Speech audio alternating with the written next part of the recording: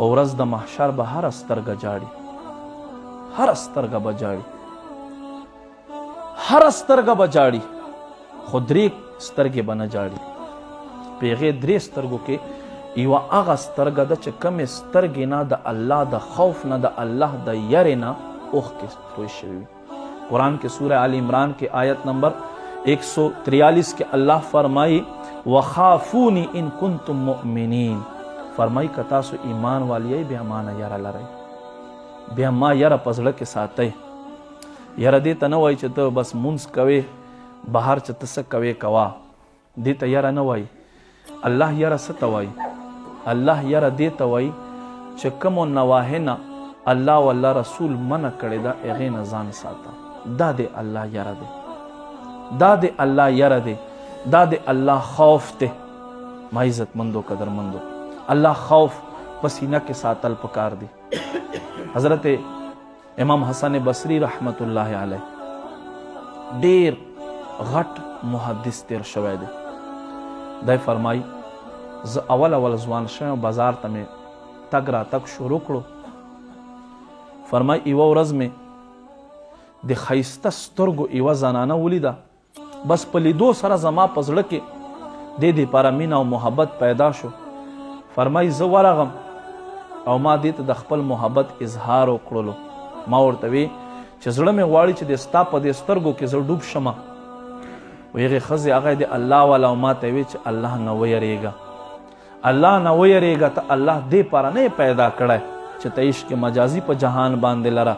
نن موږ نوجوان خو څه کوي، په باتروم کې هم موبایل نیولی میسجونه کوي، چې کټ ته راشي میسجونه کوي، ته به وایې وده دې دی ویښي دی لګیا میسجونه کوي. څه شی؟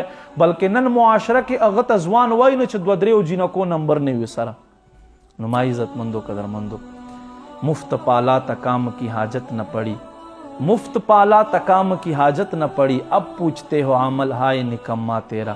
په ورځ د قیامت په بیا افسوس کې انسان دې دپاره الله خپل بنده نه ده پیدا کړی چې دی سهار الټه پروت وي او مونځ وخت تیر شي. نو فرمایي هغه زنانه ما بار بار دې سره خبره کول غوښتل، خو دې ما سره خبرې نه کولې. لاړه کور ته، چې کور ته لاړه څه لږ وخت بعد د دې منځه راغه. هغې یو تشت یو تال راخیستی دی، په هغه باندې له پاسه څادر خور دی. هغې ما ته راکړو چې دلته حسن څوک دی؟ ما ورته وایي چې زه یم. چې دې وامې خیستو او هغه نه مې سر لرې کړو. امام حسن بصري فرمایي په هغې ورځې دا ځمکه زما له دې خپو نه ووتله. څه مې وکتل؟ وی کومې زنانه چې سترګې ما یادولې هغه سترګې دې باسلې وه په لوښي کې ایښودې وې. په یو پرچۍ باندې لیکلي چې داسې سترګو ما ته ضرورت نشته چې الله بندگان له الله نه اوړوي شیطان په لاره باندې. نو دا د امام حسن بصري د توبې سبب و. فرمایي داسې نادمه شمه چې زه چېرته په عمر کې نه یم نادمه شوی. امام حسن بصري فرمایي ټوله شپه مې په جانماز باندې الله ته په چغو چغو سره تېره کړه. په سبا باندې راغم چې زه معافي ترې وغواړم. فرمایي چې کتل مې جنازه روانه ده، تپوس مې وکړو څوک دی؟ وی چې دا خو هغه یوه زنانه چې پرون یې خپلې سترګې په خپله باندې باسلې وې. امام حسن بصري فرمایي بیا نور خفه شوم چې اوس په څنګه معافي ترې غواړم.